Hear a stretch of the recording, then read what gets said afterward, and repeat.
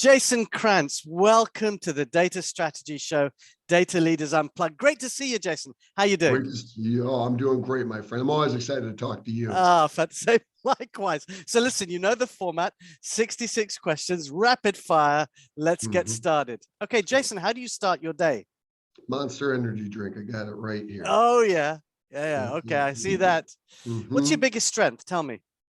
I would say on the personal side, it's communication skills and the ability to listen. It's something I work on all the time, but I'm always trying to get better with it. Very important listening skills. Yeah. What's the biggest learning experience you've had to date? Oh, screwing up my life. All the different things I've messed up in. Everybody, like people I work with, are there too many to discuss right now? Yeah, there's a lot. Everybody's like, how do you know X? How do you know Y? I went, because I messed it up time and time again. But as long as we use those as learning experiences, as part of the growth process. Life learning experiences. You got a book there coming, I guess. Yeah. I do actually, yeah. Tell me, what's your favorite time of the day? Oh, I'm a night owl. Nighttime is my time. Yeah, nighttime is my time. I'm trying to shift to be a morning owl. It's more productive period, but I've always been a night owl. Yeah, and is that just kind of, do you get your thinking time done? Is that your, sort of reflection time and being able to work? Or, because, okay, I used to be like that quite a bit, and I've tried to shift it as well, but it's tough. It's tough to do that. It is tough. It's also the time I like to work out. That's my workout time. Oh, I see. Yeah. Well, yeah, I don't work out. That's one of the things that I don't do. What's one vice that you could give up? Alcohol. Alcohol. Yeah, I could take it or leave it. Usually I like to take it, but I can leave it. That's good. What makes you angry? What is the best way to put it? People that aren't willing to listen, like a respectful disagreement. People just want to shout at you, which is very prominent in the world today. Just being willing to have a civil debate and understand that everybody doesn't have to agree with you. Sure. You can still respect each other. Yeah, absolutely. And what's your best trait? I don't know. That depends. I would say from my biased view, I would say it's I try on the flip side of that. Even though I might disagree with somebody, I'll do my best to understand them. There's clearly times where sometimes that's very difficult to do. But I think as I've gotten older, it's been more focused on the's a lot of different opinions out there. And let's hear them all. I don't have to agree with them. No. But let's at least put forth the effort to put ourselves in their shoes to at least try to understand. Empathize. Yeah, absolutely. Yeah. Tell me, what are you most excited about these days? I would say just, on my personal front, on the business front, the business that I originally wanted to start, I'm actually getting to start right now. We're doing a workforce and compensation insight product. We were going to release it in June of 2020. Okay. COVID had other plans. Oh, yes. So that COVID thing came along. Yeah. Yeah. COVID hit, blew up labor markets. I couldn't release that product, so I had to put the product on ice for 2 years. Oh, wow. I'm finally getting to where I can do what I originally wanted to do. So for me, that's very exciting because I've taken some pretty big risks, much like yourself, to run my own business. So it's just nice to get to start doing what you originally wanted to do. Yeah, to build on that vision. Absolutely. Tell me, what's the best compliment you've ever received?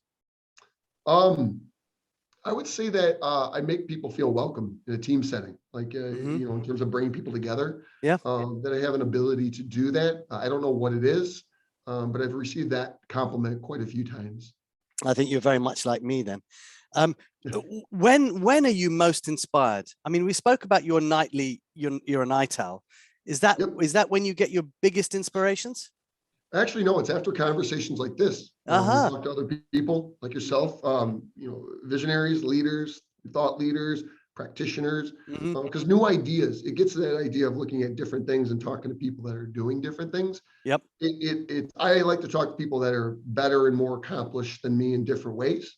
Absolutely. Because it inspires me to up my game, right? It's kind of cliche, but surround yourself with great people and good things tend to happen. Yeah, true. What makes you smile the most? What makes me what? Smile the most. Just life in general, man. Being appreciative of everything I got. That's good. It's there's a lot to be grateful for. I mean, if we don't take that perspective, you could be ungrateful about a lot. But I'm thankful for a lot. And for me, one of the big ones, as we were talking about before, is health. Yep. Physical, mental, and emotional health. Yeah. Very, very important in this day and age. What's one thing people don't know about you? I would say a lot of people don't know that I was a college athlete. So I used to Oh, run track and field in college. People that know very me cool. well do, but most Yeah. people on LinkedIn don't do that. And then when they see me, because I'm a relatively good stature guy, they're like, "Wait, Uh-huh. Uh-huh. you ran sprints?" And I was like, "Yeah." You look like a tight end or something. So it tends to surprise people. So it's just more of a personal thing. But yeah, Okay. most people are Okay. surprised. And did you do well? You got I a lot did of cups? respectable. Hey, you I got a lot know of I medals? wasn't winning NCAA titles, but I held my own, you know. Okay, well that's the main thing. Now you can do that in business, which Yeah. is great. So what makes you feel most like yourself? I would say just whenever I'm around people and able to talk, converse, help where I can, and Mm, also learn. It's one of the yep. reasons why I'm so active on LinkedIn is that's a way to do it at scale. Yeah. And the Yeah. conversations there really inspire me, because again, it's learning. I love learning. I Yeah. absolutely love learning. And there's people out in the street that are drilling. Can you hear that? I mean, it just sounds. No, you No, I can't. can't hear it. Great. I'm glad you can't because I'm thinking just when we're speaking, he starts to drill. Tell me, what are the three things you can't live without? I would say my family, Hmm. unquestionably, got to have that. Yep. It's related to all this. It's just passion for life.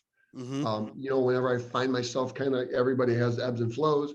Whenever I find that I'm kind of, on that down slope a little bit, it's just recalibrating on what matters and focusing on what matters. Yep. That gets to the core of, the mental, emotional, physical well-being.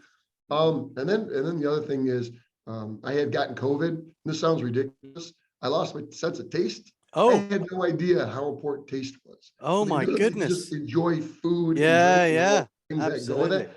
I know that sounds ridiculous, but I literally could not taste anything, and it Oh was my, miserable. that really is. And yeah, and we'll come to another question in a second. But what's the last show you binge watched? Oh, Ozark. Which one? Ozark with Jason Ozark. Oh, Bateman. I love that. Yeah, Yep, yep. I did awesome. the same. It's amazing. Jason Bateman is brilliant in that. Yeah, Yeah, yeah. yeah. What what's the most adventurous thing you've done in your life? I would say I've done a couple, but skydiving for me was Uh-huh. probably one of the most because I'm petrified of heights in general. Okay. Well, you Um, overcame that.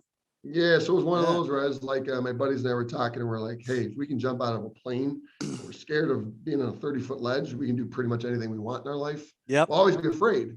We Yeah. know we can do it. And so I did that when I was very young, like early Awesome. 20s. I Wow. wouldn't do it again though. No way, man. No way. Well, at least you did it. You got Yeah. over that fear. So Yeah. tell me, how would you define yourself in 3 words? Um, the biggest thing that I have been told, and I do agree with it, is passion for life. Mm-hmm. Is just Mm-hmm. I love being on this planet. Yep. I love the privilege that I'm given living in a Yeah. country like the United States and Yep. doing all these things, and I'm grateful for them. Mm-hmm. So I just say I'm thankful for that. And I know that sounds Fantastic. again cliche. Well, no, And but it's true. that's your take. That's Yeah. who you are.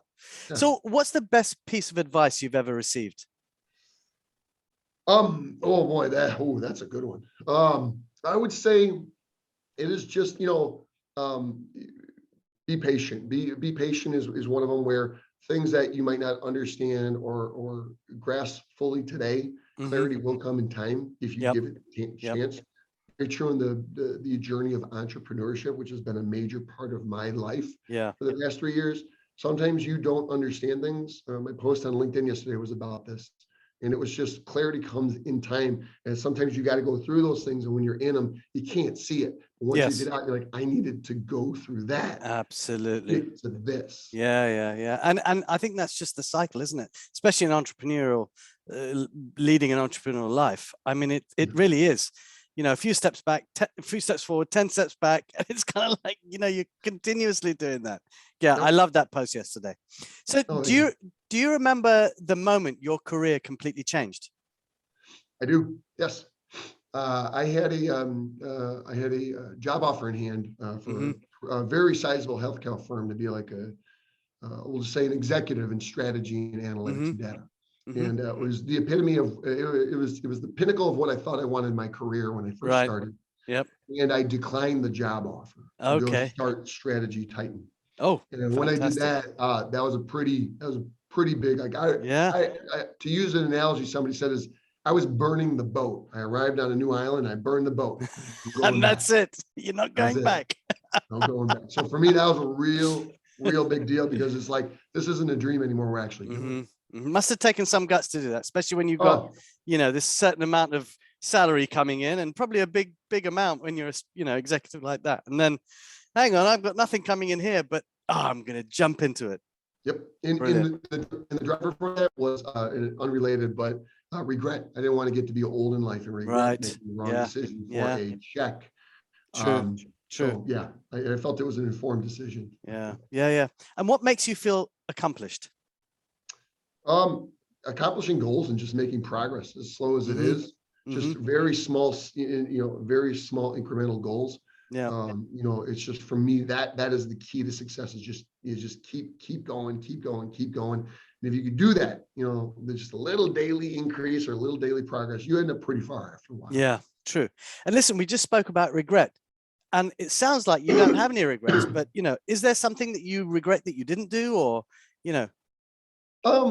No, I wouldn't say that there's anything that jumps out, because for pretty much since I entered the workforce and I matured, I tried to make it a focus where it's like taking those risks, doing those things, understanding that, things could go wrong.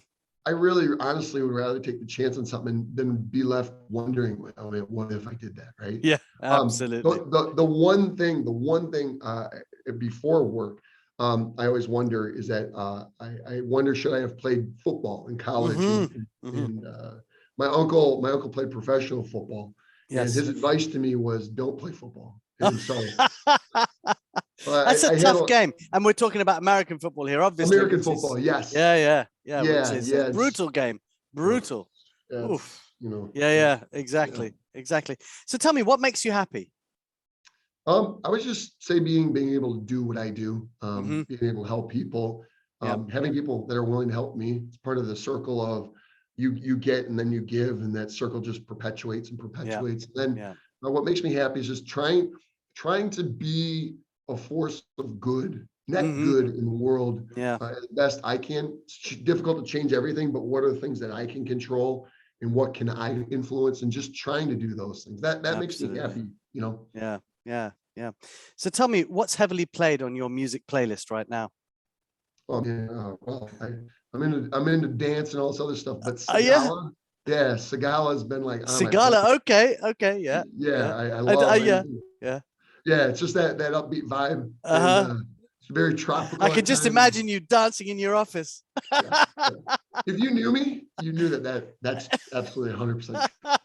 And your kids walking in, Daddy, what are you doing? Dancing, come dance with me. So, we talked about skydiving, but do you have what top 3 things are on your bucket list? I would say for me, build and sell a company is one of those, right? For my bucket list, and these aren't like concrete, tangible thing. I mean, that one is, but like for me, it's just having the freedom to what I want to do, what I want to do, when I want to do it in life, rather than having to do something. Sure. Which is why I embarked upon the entrepreneurial journey.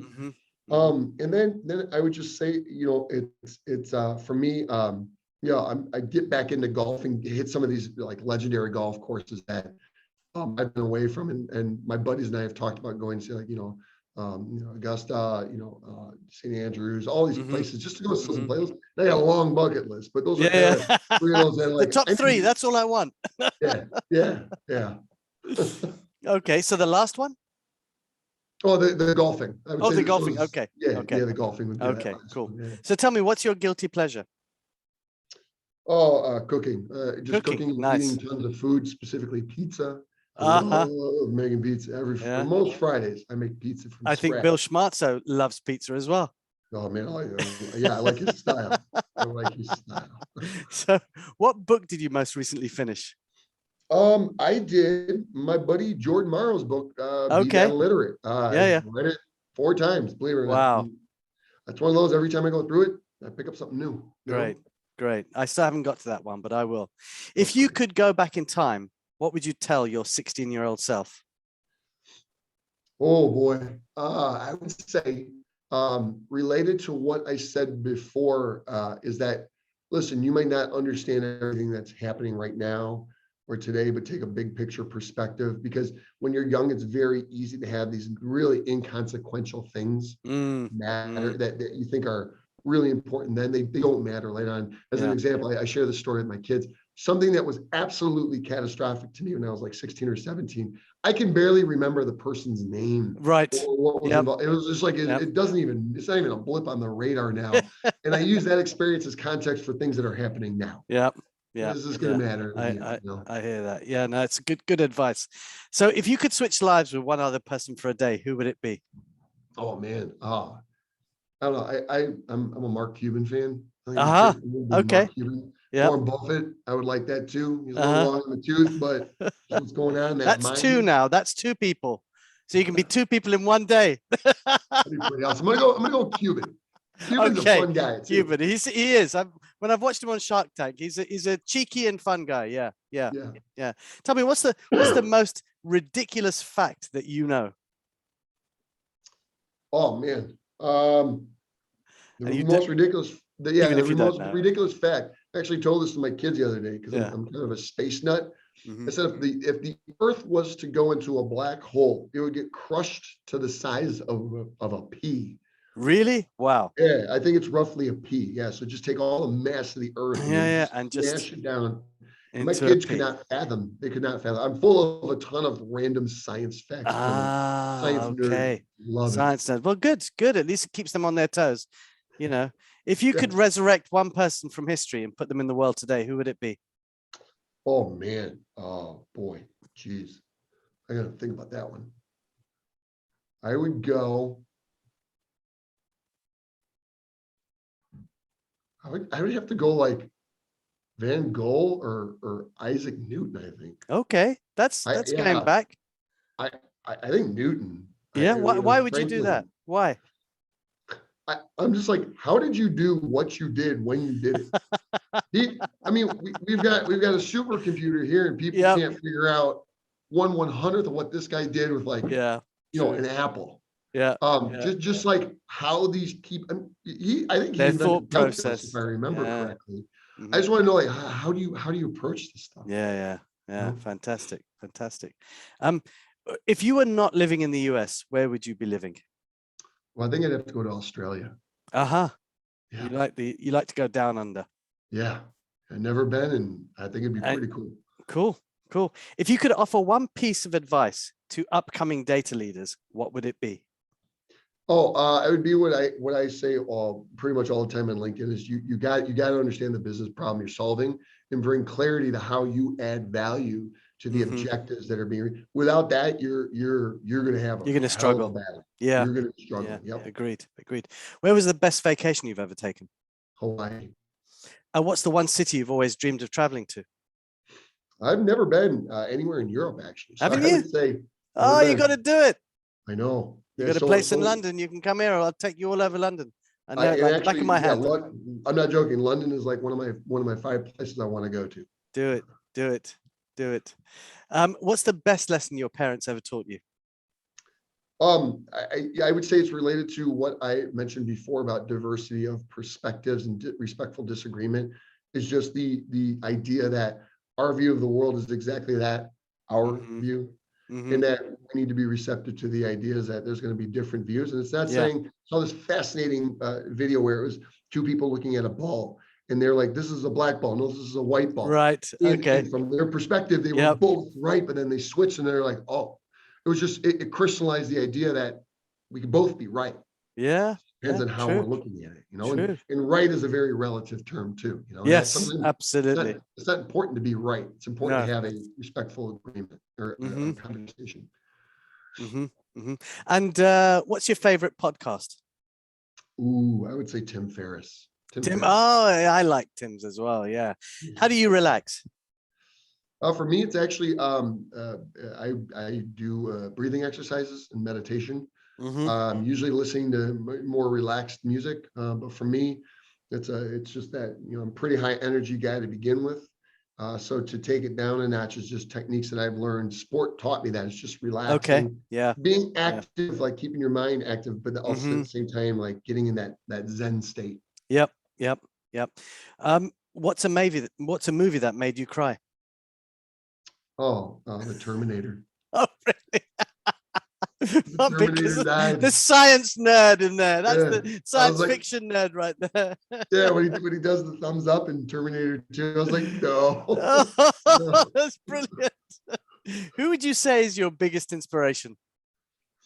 I would have to say, my parents, even now, seeing what they went through to help make me the person that I am today. Yeah. Is that, just knowing the process of parenting. Yeah. Tough, absolutely. And the sacrifices that they made. I draw a lot of inspiration from them. That's awesome. That's awesome. What's the one talent you wish you had? I wish I had the ability to, much like you were talking about before, one of many things is the kind of the jujitsu and I like the physical sports and things like that. I would love to learn it, but I'm just afraid I'm going to kill my body. My Don't body's worry. Gonna be like, no. I'm sure there'll be the Matrix style thing soon, like, oh, I just learned jujitsu. That was good. Nice. That was an excellent reference. So, we talked about you exercising at night. What is your favorite exercise?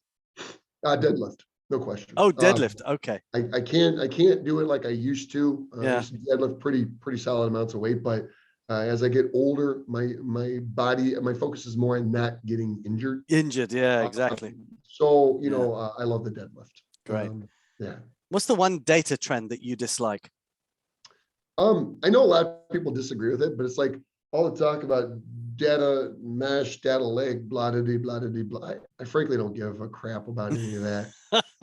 Because you can talk about that all day, but if you still get that leading edge of the business wrong, it doesn't matter. Yeah. So for a very small subset of companies, it is irrelevant. But for the majority, you still need to focus on the blocking and the tackling. So with the conversation being dominated by things like that, it's taking attention away from the core fundamentals that you need to focus on to actually have success with data, sustained success, right? Yep. A man after my own heart. Yeah. Do you have apart from Sigala, do you have a favorite band? Yeah, believe it or not, I love, my wife got me actually to Coldplay and U2. Okay. U2 I've loved forever. Yeah. I got a laundry list but those are two that are kind of come back to time and time again. They're good, and they're good vibes, good rhythms, very positive. Yeah. What's a superpower you wish you had? I would say you just the ability to be in a lot of places at once. Okay. I talk about this with my buddies is like, if you had the ability to see if something was going to happen, like kind of foresight, and you can interject, just at the right time. Just at the right time, or be like, hey, the X is going to happen or Y is going to happen. But then the downside of that is what's the butterfly effect, right? Right. How do you stop that? Maybe that's when you're going to be in the next place at the next time. Which then becomes kind of a paradox of that. You just go round and round. Exactly. What's something you don't want to be doing in 10 years' time? I don't want to be in a position where I have to work.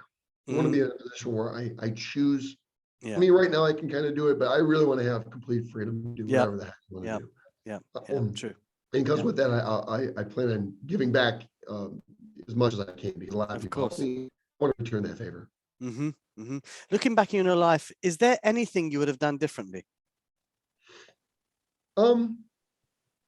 Maybe things here and there, and maybe things in my youth. But in general, I'd say no, because there's what got me to where I'm at today. Like I said before, some of the hardships and things that are tough, those are things that build grit, resiliency, and perspective and appreciation, right? If you don't struggle, you don't understand. Yeah, you don't understand. And you don't appreciate the good moments, and it provides context. I could complain all day about a laundry list of things, but I'm like, you know what? I'm pretty lucky. Yeah. And I'm thankful agreed. for that. Yeah, agreed. What's the best thing that's happened this year? COVID ending. Thumbs up on that one for sure. getting rid of the masks and just living life, and getting back into life, which is really important, isn't it, for all of us? So which movie makes you laugh the hardest? I love This Is Spinal Tap. It's one of my favorites. Okay. Yeah. Take it to 11. Most of the Will Ferrell stuff, which I know that a lot of people will. Yeah, it's just for me, it's hilarious. And then Michael Scott in The Office. Okay. Oh, okay. Because I never watched the US version of it. US version. Yeah. Okay. Do you believe in second chances? I do. Yeah. Yeah. Strategic second chances. Strategic second chances. Yeah. Not always a blank canvas, but yeah, I do. What 3 words best describe your leadership style? Transparent, real, and I would say growth, because my like one of the things I talk about is that the type of people I like to hire are they're very high, they're high-end people. When you hire those people, you need to understand they always have the luxury of choice. Always. Yep, they do. So I prefer to acknowledge that up front, to be like, listen, I'm glad, and these are real conversations I have. Listen, you are immensely talented. And I know, let's both have the conversation now. I know you're going to have job offers in your lap probably tomorrow. Yep. What I ask for is that you give me a commitment for X years, whatever. And if you have to go back on that, that's fine. But just be clear with me. And at the time that we're going to be together, I want to help you get to the next level, because you've got so much talent that it's going to happen where the day is going to come. I'm not going to be able to give you what you need. Yes. Yep. But in between, that can help you get there fast. Let's there. I'm losing you, Jason. The thing is, man, come on, go here. Am I back? You're back now. You're back now. Don't worry. Let's get on to the next one. What are currently your top 3 data challenges? I would say data challenges are one, getting people to understand the different ways that they can use data to answer business decisions. 2, it's getting data people to understand that more data is not better. You gotta be real clear. I see this all the time, and I'd love to get your take on this. They hear a business problem and they just toss data over the wall. Oh, yes. Interpreting it as on the business. They're like, man, I'm not doing this. No, which is like, I think part of the root cause of why data doesn't get used is because that a lot of that onus falls on the data team to help understand the problem, sift through it, pull out the relevant stuff, help assimilate it, and then serve as a partner with the business. So that's one that is really prominent. And I think it's a root cause of a lot of the data challenges. And then 3 is just simplifying. I think that a lot of people, they think that they're impressing other people, and they impress by making it complicated. Make it simple. Make it simple. Yep. No, I agree with that. What are the 3 words to describe living in the US? I would say recently it's been at times chaotic. Politically, there's a lot of transitional things going on right now. But I would say at its core, it's still a great place to live. Yep. I think every place has their positives and negatives. Absolutely. Yeah. How do you handle pressure in your career? I like to contextualize it, saying I've been in situations like this before. It's from sport, it's from being online, it's from all these other things. Is that I have been in this situation and I handled it like this. Basically, it's okay to feel the pressure, acknowledge the emotion, but don't let it control you, which is something I learned in sport. And I teach my kids. It's okay to be nervous. It's okay to feel it. Acknowledge it, and then put it aside so you can focus. Good advice. What did you want to do with your life when you were 12? I want to be an astronaut. Okay. What's something you still like to learn? I still like to learn actually psychology, human psychology. Okay. Persuasion. It sounds like. So listen, last question. You are stuck on an island. You can pick one food to eat forever without getting tired of it. What would you eat? I think I know. Chipotle. Oh yeah. In the US. No question. Brilliant. Wonderful. Well, Jason Krantz, it's been a whirlwind tour. Thanks so much for coming on. It's been brilliant. Great Likewise, to get to thanks. know you, the person Yeah. behind the data leader. Yeah, well, I appreciate the opportunity to talk, man. It's always good to talk to you, brother. That's cool. Thank you so much.